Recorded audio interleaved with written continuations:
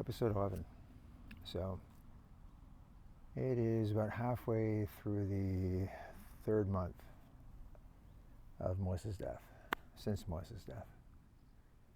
And at this point, unfortunately, she's still dead, and I'll never see her again. And I'm coming to grips with this. Not a day goes by that I still don't find myself crying at some point, but I'm seeing a lot more. I'm seeing progress. I am seeing progress. I'm seeing hope. That's good. It's been a while. I had glimpses before, but it seems now that I'm actually getting it more often. What that means, I'm focusing, I'm trying to focus on the future. So let me get to some things that may have gotten me to this point. I have started my counseling from that group that does the counseling for English speakers in France. And I think that's helping. Again, it's only the second time. He's a very nice guy. And yeah, again, I don't know if any one thing is helping.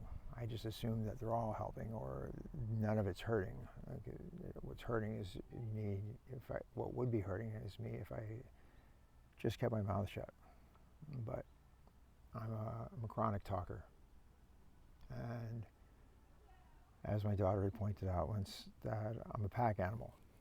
I prefer to be with people than by myself. I like myself. I don't have any problem staying alone. I can do that for extended periods of time, but I've never had to do that with, just usually haven't really had to do it.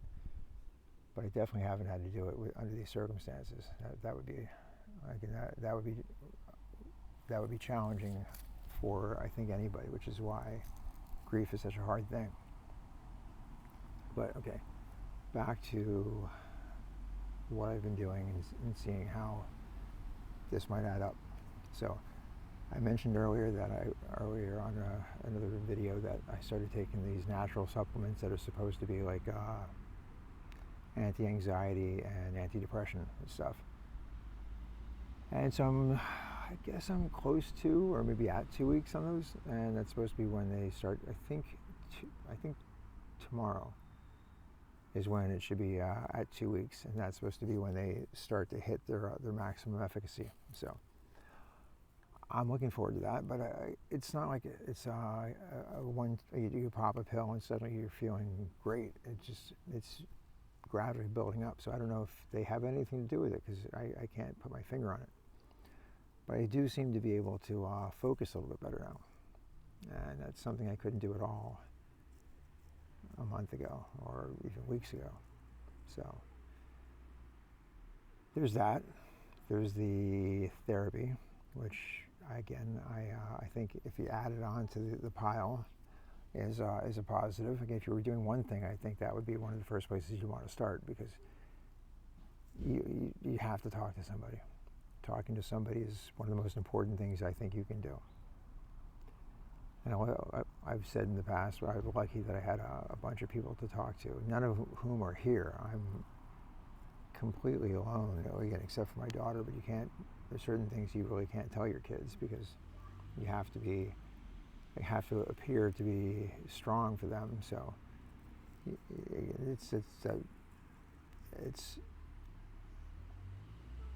it's all, well, again, it is what it is. Again, so it's not like I pretend something completely. I cry in front of her. I cry in front of both my daughters. But I did that for years anyway, so that's not necessarily normal or abnormal. And just now it's frequent. That's obviously different, and they understand why. But I can't really let them in on some of the behind the scenes stuff. That's where my friends come in, and that's where the counselor comes in, and that's where I think people that don't do this really need to give it a try. I mean, isolating yourself is in no way, shape, or form again a good strategy, because you need feedback. And first of all, at first you don't even need feedback. What you need is just somebody to talk to, just get the stuff off your chest. And I started talking to the camera because I had nobody, I didn't even know. I just started talking to the camera thinking, hey, maybe this will do something. Did it? Again, throw it on the pile. I've done a bunch of things. And so this is one of the things the counselor was saying, that he was happy that I seem to be trying things. I'm trying to be proactive and not just close down. And it's a hard thing. At first, all I could do is I was spinning in circles. Again, I was kind of like a figure skater spinning that tight little spin that they do, only not focusing on something and then just falling down and wrecking. Now it seems I've got something I can focus on, and I don't feel like, again, I'm still not through this. But it feels that I can almost make out something on the other side of again, to get metaphor heavy here. It's something on the other side of the trees. Like I'm still in the forest, but it's almost like I recognize that, or hear, or hope, or whatever, that there's something on the other side. Like I'm getting closer to it, and that's an encouraging feeling. And some encouragement, and these things are something I haven't had, as you know, if you've been watching this, especially if you've been watching from the beginning. This is huge. This is huge. So, yeah.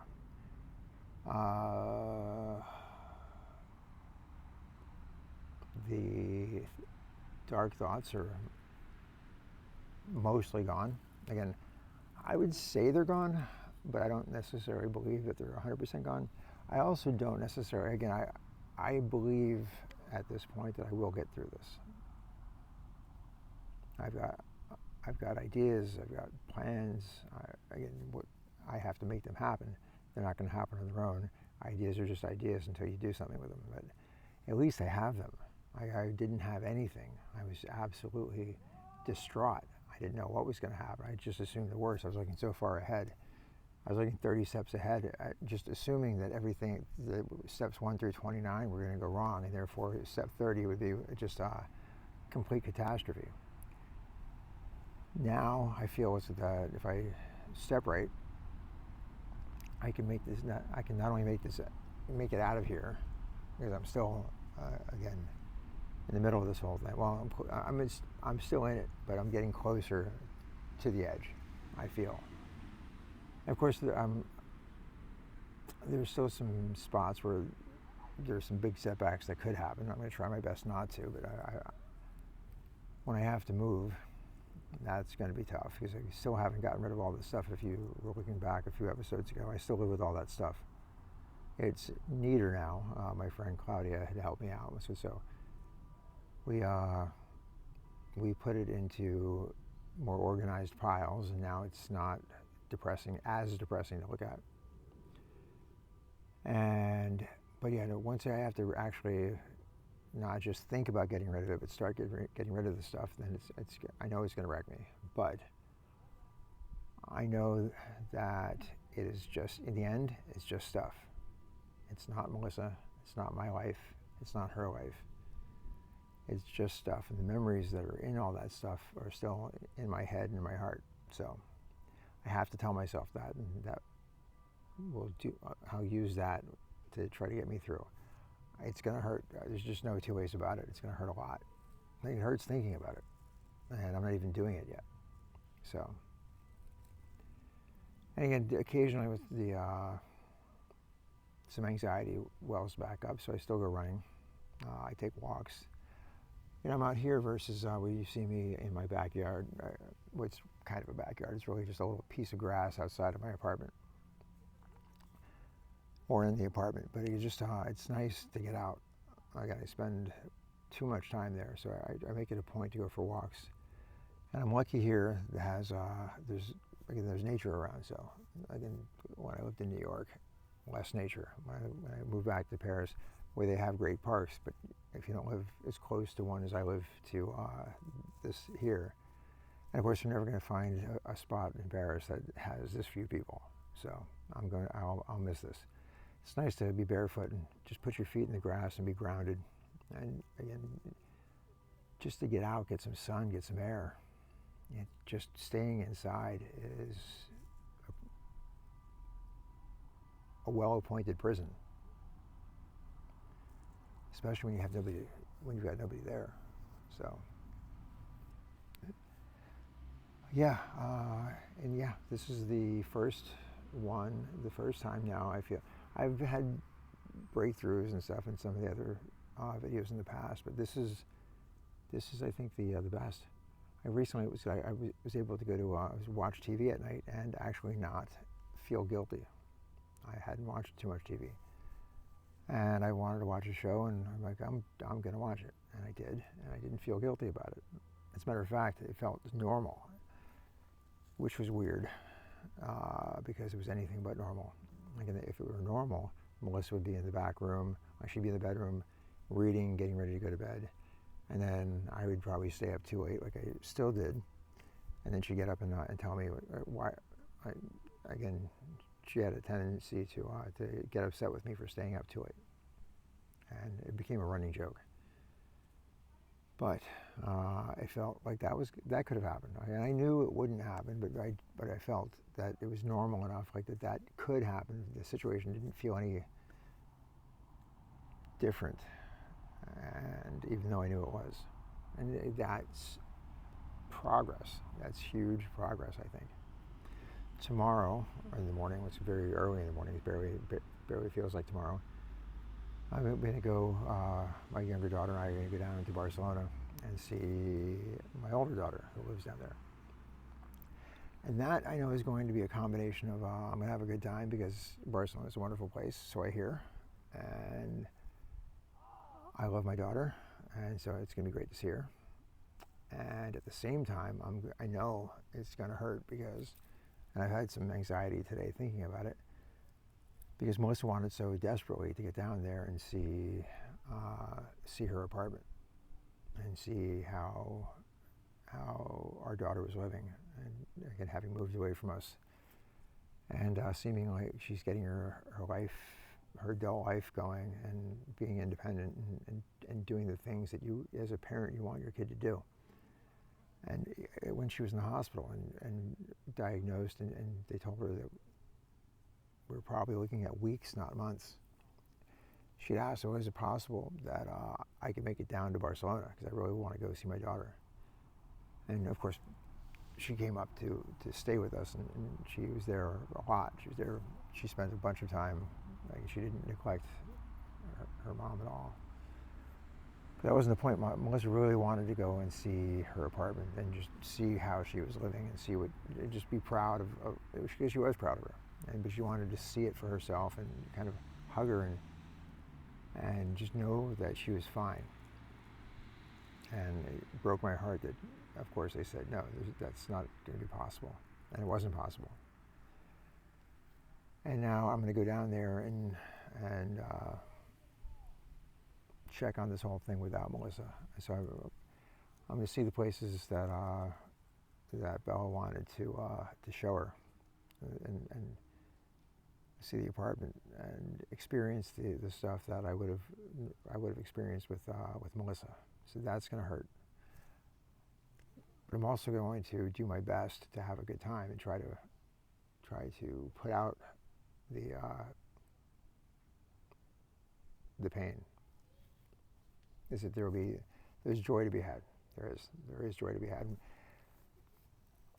I know that I have to grow, and this is the idea of, somebody had told me, imagine grief being, it doesn't go away and it doesn't get smaller, it stays the same. It's you that grows. So if not long ago, grief filled every single piece of me. There was no opening. There was no space between grief and me. Now I think we're getting a little tiny gap, and I can laugh at things. I can think of things. I can do things. Not as many things as I will do one day, and not as much laughter, and not as much space in me. But as you grow, as I'm growing, I feel I'm getting that little space that I can fill with other things than grief. And so, looking forward to it. I really, really am looking forward to it. And if you're going through this, then, and I assume you are because you're watching this, if you're going through this and you're earlier on in this than I am right now, then just recognize that it's a process. It's a slog. It's not fun in any way. It's the worst thing in the freaking world. But, and again, I'm not through this, so again, I'm going to tell you to hold on. And I'm not there. Like I expect that there could be some slippage. 2 steps forward, 1 step back. But at least 2 steps forward, 1 step back is progress. So as long as you keep trying to move forward, again, and don't push it. Don't push it. Again, I still think I'm going to be productive on a certain day, and I find I get something done, but it takes me God knows how much longer than it should take and than it would have taken in the past. But it's progress. And then sometimes I'm just, okay, I just have to walk away. I have to walk away. Like if I just sit here and stare at the computer, or it's frequently the computer, then I'm going to lose my mind. I have to get out and get some air and just move. And that helps. That helps. So if you have the luxury to do that, do it. And a lot of you will have the luxury to do that, and some of you might not. And so you have to do what you have to do. But give yourself some grace. Give yourself the chance to go, okay, this is traumatic. Like this is the worst thing that has ever happened to me. And I don't know how to deal with it. So as opposed to looking too far forward and just getting crushed by the whole thing, don't. Just start looking down and do the next thing. Do something. Move. Try your best to move forward, but in small bits, whatever those are. If it's just breathing, if it's just not having to live with doing something to worry about your anxiety, just not worry about it, but something to help, whatever it takes, whatever you have to do to get through the day, that's progress.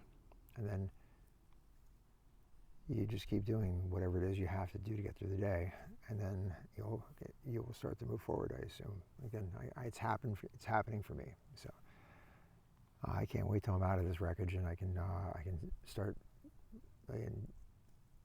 telling you what happened, and which I've already told you. I'm telling you as it's going, and be able to share how I got through this. Right now I'm showing you how I'm getting through this. So I can't wait till I can put this in the past and tell you how I'm managing my grief. I'll tell you how I'm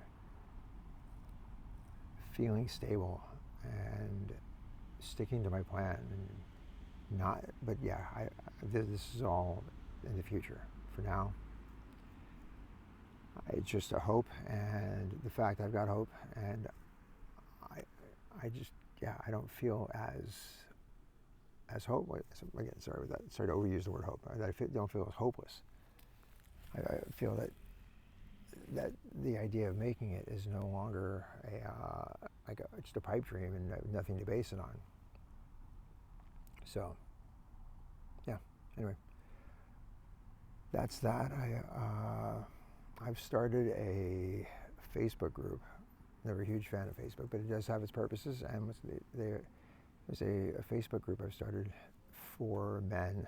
And again, grief is shared by everybody, so it's not just a man thing. But since men are somewhat underserved in the grief space, I just want a safe place for us to talk, and for guys to be able to open up to other guys without having to worry about judgment or whatever it is that we all worry about.